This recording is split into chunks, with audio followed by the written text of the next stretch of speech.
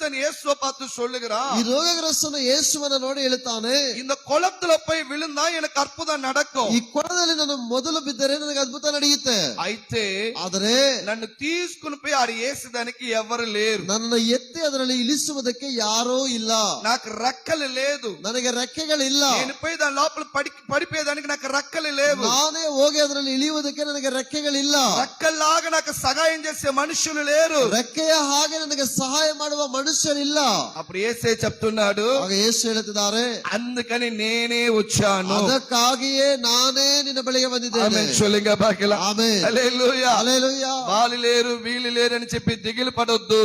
దేవుడే నీకని నాకని వెతుక్కుంటా రాబోతున్నాడు. ಅವರಿಲ್ಲ ಇವರಿಲ್ಲ ಎಂದು ಭಯಪಟ್ಟುಕೊಂಡಿರಬೇಡ. ದೇವರೇ ನಿನಗಾಗಿ ಹುಡುಕಿಕೊಂಡು ನಿನ್ನ ಬಳಿಗೆ ಬರಲೋಗುತ್ತಾರೆ. ನಮಕ್ಕಾಗ ಬರಪೋಗುರಾ. ದೇವರೇ ನಮಗಾಗಿ ಬರಲೋಗುತ್ತಾರೆ. ನಮಕ್ಕಾಗ ಬರಪೋಗುರಾ. ದೇವರೇ ನಮಗಾಗಿ ಬರಲೋಗುತ್ತಾರೆ. ನಮಕ್ಕಾಗ ಬರಪೋಗುರಾ. ದೇವರೇ ನಮಗಾಗಿ ಬರಲೋಗುತ್ತಾರೆ. ಅದು ಇಲ್ಲ ಇದು ಇಲ್ಲ ಎಂದು ಕವಲಪಡಾದೆ. ನಮ್ಮ ಬಳಿ ಅದಿಲ್ಲ ಇದಿಲ್ಲ ಎಂದು ಚಿಂತೆ ಮಾಡಬೇಡಿ. ஞானம் இல்ல, புத்தி இல்ல, பணம் இல்ல, ஆட்கள் இல்ல, செல்வாக்கு இல்ல, பயப்படவே பயப்படாதே.